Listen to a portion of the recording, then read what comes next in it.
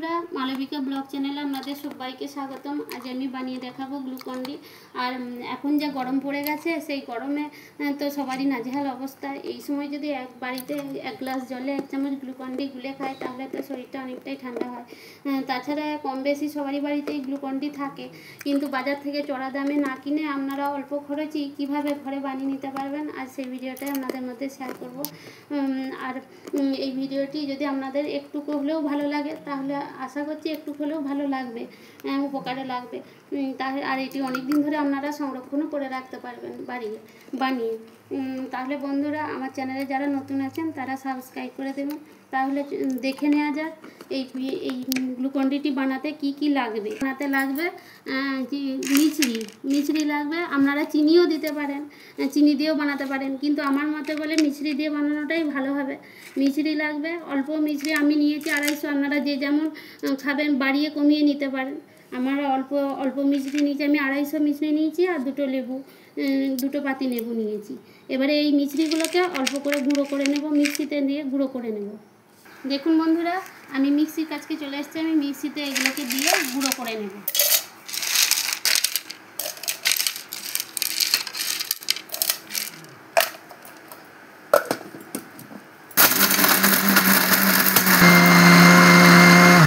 হয়ে গেছে, আমি এবার এই গুঁড়োটাকে নিয়ে চেলে নেব।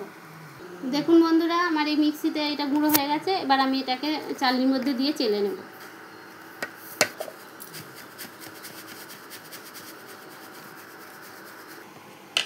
দেখুন বন্ধুরা, এই যে আমার গুঁড়োটা চেলে নেওয়া হয়ে গেছে। এই যে এবারে আমি লেবুগুলোকে কেটে নিয়ে চলে এসেছি। লেবুগুলো কেটে নিয়ে চলে এসেছি। এবার লেবুগুলোকে আমি ছাঁকনি করে একটা ছেঁকে নেব, বীজ বার করে নেব লেবুগুলোর থেকে।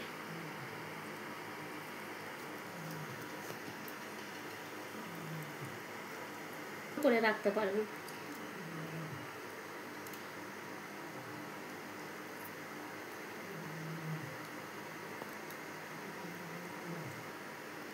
দেখুন বন্ধুরা, এই যে ছাঁকা হয়ে গেছে। এই কতটা ছিপে বেরিয়েছে এর মধ্যে থেকে। এগুলো এবার এটার মধ্যে দিয়ে অল্প অল্প করে দেবো, দিয়ে এবারে এটা মিশাতে থাকবো চামচে করে।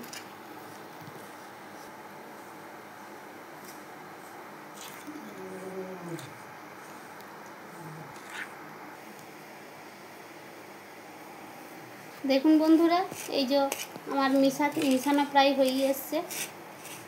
এবার এটাকে আমি পাখার হাওয়ায় রেখে দেবো। রোদে দিবেন না, রোদে দিলে এটা হবে না, এটা আবার গলতে শুরু করবে। এটাকে পাখার হাওয়াতেই রাখতে হবে। পাখার হাওয়ায় রাখলে এটা শুকনো এমনি হয়ে যাবে। একটা দিনের জন্য আমি পাখার হাওয়ায় এটাকে রেখে দেবো।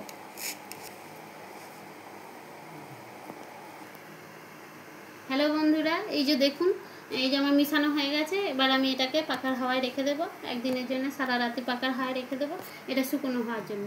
তারপর আপনাদেরকে আবার দেখাবো। দেখুন বন্ধুরা, চলে এসেছি। এই যে 2 দিন পরে ফিরে এসেছি। এই যে আমার দেখুন কেমন শুকিয়ে গেছে।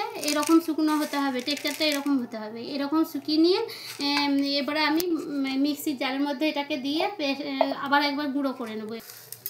আর এর মধ্যে লেবু দেওয়া কোনো সাইট্রিক অ্যাসিড বা টক চিনি এসব কিছু দেওয়ার দরকার নাই। এই লেবুতেই হয়ে যাবে এটিতে।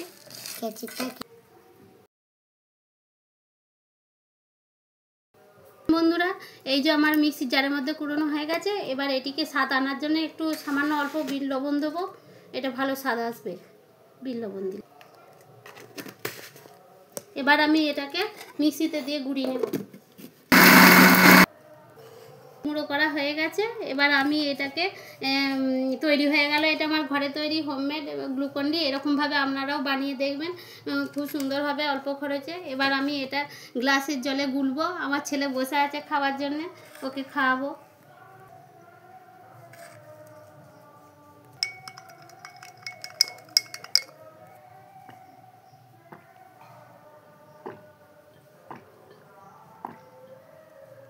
খুব ভালো হয়েছে, আবার বানাবে।